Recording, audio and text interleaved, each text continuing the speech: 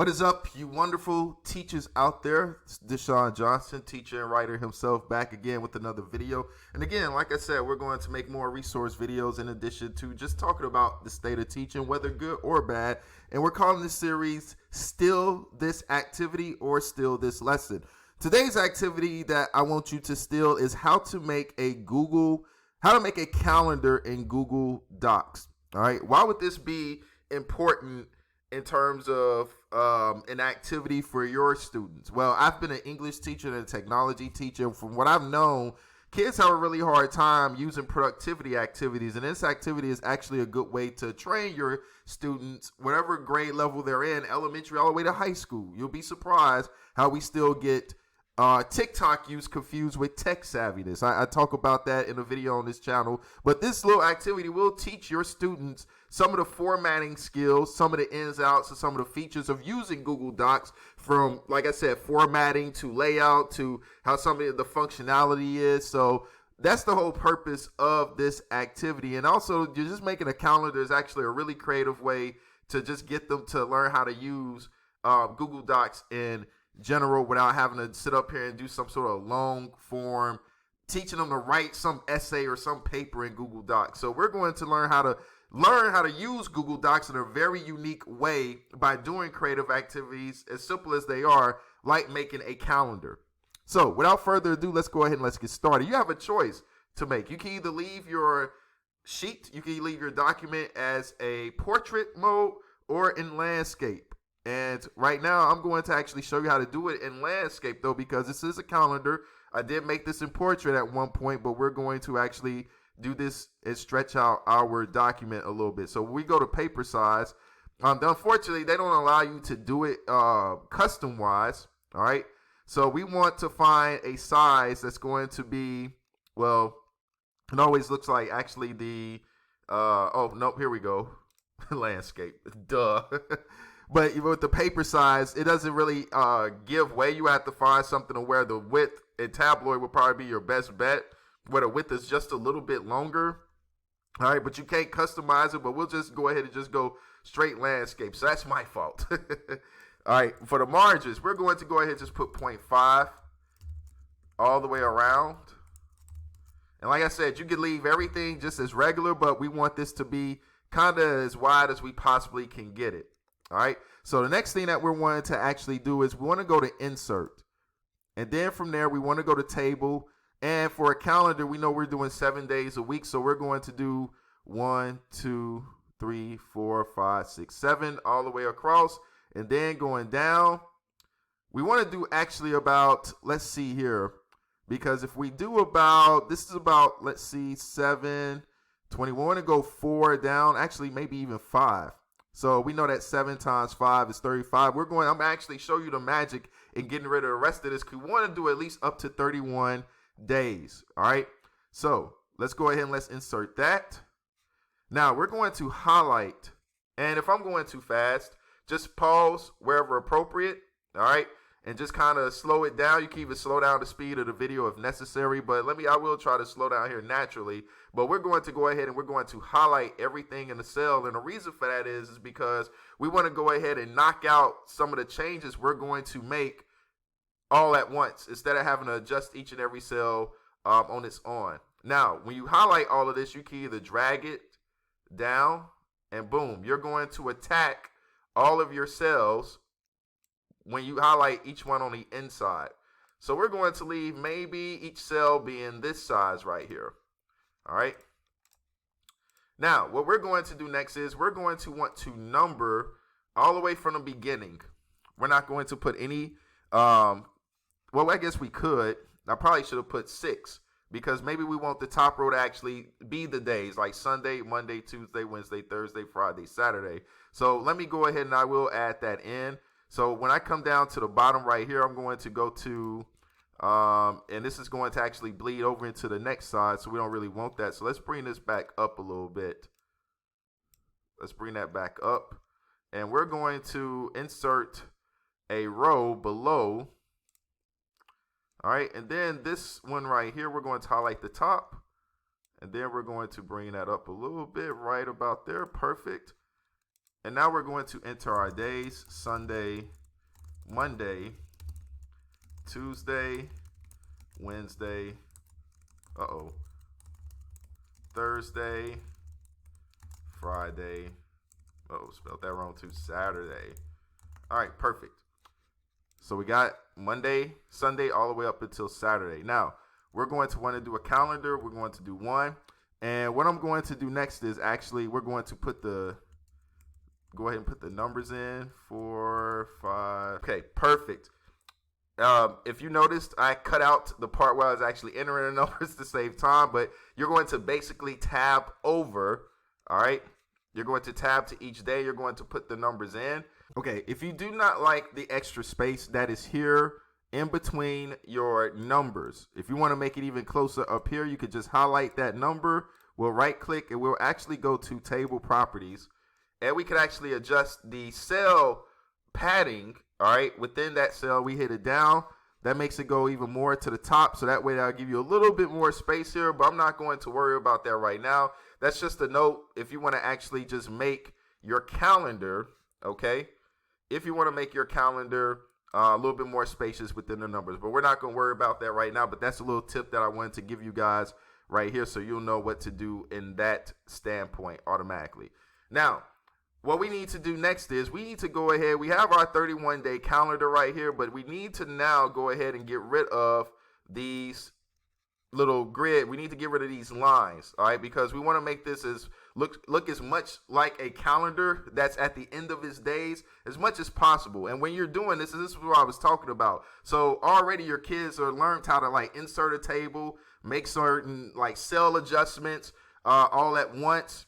They've been able to, just off the tip of what I just said about the cell padding, change the actually spacing that's here, and all these things. So already within this activity, your students are learning about table mechanics in Google Documents. And then they could actually take these same sort of concepts when they actually use Microsoft Word. But getting back to this, so we need to still get rid of all of these right here, the extra lines, and now you're going to learn how to make those adjustments here, all right, within Google Docs. So what we need to do is we need to actually click on the individual lines. We're going to click on the individual lines. We're now going to go up here to border width, and we're going to just simply make this 0. And we're going to do the same thing with each line. We're going to come up here to the border width and just make it 0. We're not going to white it out. We're going to simply reduce it all the way to where it completely disappears.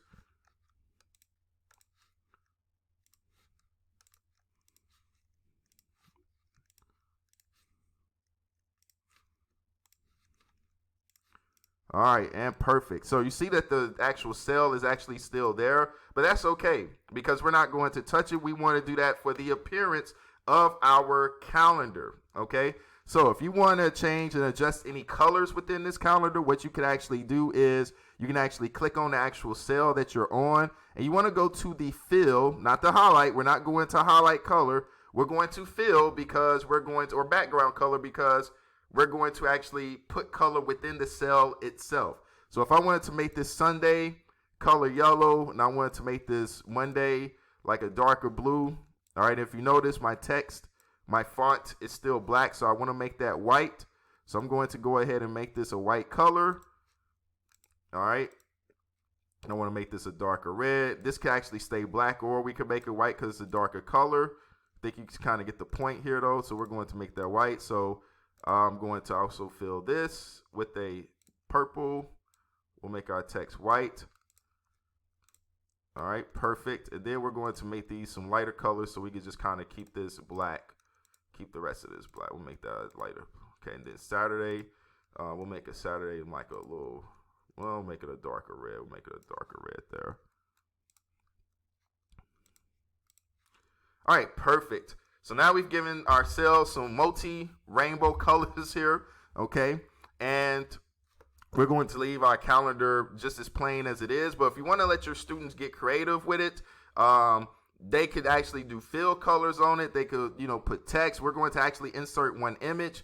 Let's just pick a day. Like I gave this assignment to my students, and I told them that they need to insert an image to represent a holiday that they made up. So if I wanted to insert an image, all right, and we'll just go to insert and we'll go to image up here. We don't want to upload from the computer. We want to go to insert image, and we want to search the web. That's what I wanted to go to.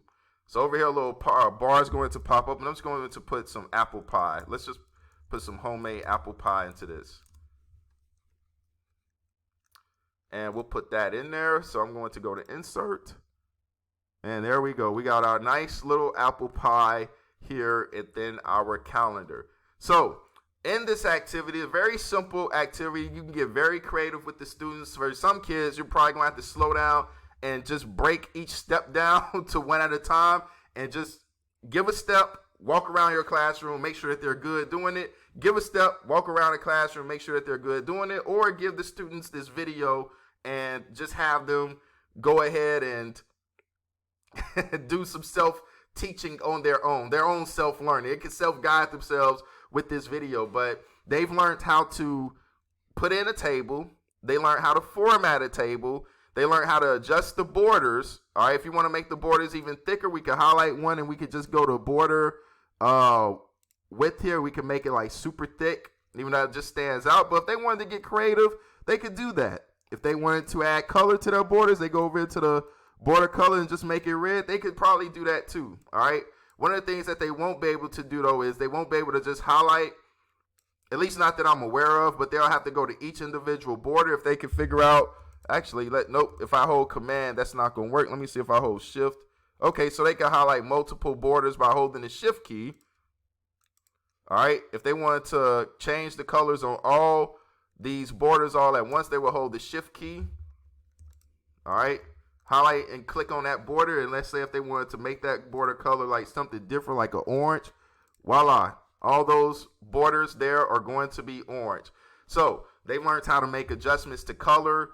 When you need your students to insert a table for some sort of assignment in Google Docs, maybe they're showing some sort of data or creating some sort of infographic or whatever simple image that they're trying to create using tables, this activity will get them used to the functionality and methods that they need to be aware of in order to create tables here in the future of your classroom. And this could be done not only just in the tech classroom, but this could be done in an English classroom. If you're trying to, let's say, create a table where a character table or a T-chart, and they need to insert just a simple like if they need to insert a 2 column with 2 rows. So one row would be the cell headers, and then a bottom row will be where they would enter the information in. They know how to make adjustments to make it as creative as possible to insert things and that sort. Also, the last thing I wanted to show you in here is that if you go to insert and you go to drawing, we go to new. If they wanted to like create their own drawing here, something scribble, if I go to scribble and I just want to make my own little funny drawing. I'm just having fun here, you guys. I'm a little stick man, like make them like dance and not the best thing. Like, oh, he got a little muscle there. We go to save and continue. Voila, we just inserted our little drawing.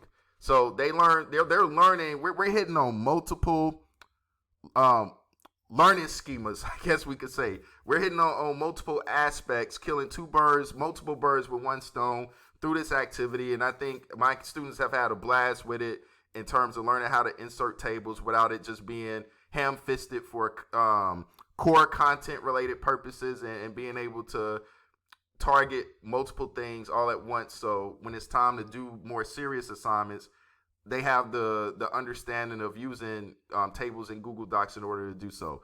That's going to be it for this video. Like I said, still this assignment. I hope you enjoyed this lesson, and I hope you got something from it. If you have any questions, please leave a comment below. Like this video, share this video with other teachers, and also, if you're trying to be a YouTuber and get out of these teacher streets, check out TubeBuddy in my pinned comment section below. You'll probably get a nice little discount by using my pinned comment. And also, if you use my referral link for TubeBuddy and you need some help with it, I will do a little 15 to 30 minute consultation with you on Zoom. I will offer that as a gift for using my TubeBuddy link as well if you want to get started on your own YouTube channel. Also, check out my store, Last Minute Lessons Reading and Audio Series online.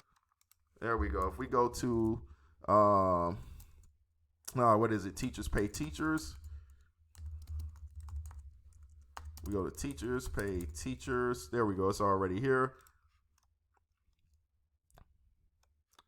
All right, we got my last minute lesson section. All right, I got a 4.6 review on here, but this is my own product line. In here, if you're an English teacher, I have some of the classic stories with the audio narration where I've done it for you. I narrated to the best of my acting ability, but I've made it as spicy and as entertaining as I possibly can for your students. All right, and I've also made it to where your students are going to enjoy. I put the questions here. I put them in Kahoots for you. I put the links in there also as well. So for the most part, we got 5 stars. And for some of my products, and I guess some teachers didn't really agree with it, but you get, for this bundle pack right here, we see that this is a 5-star rating.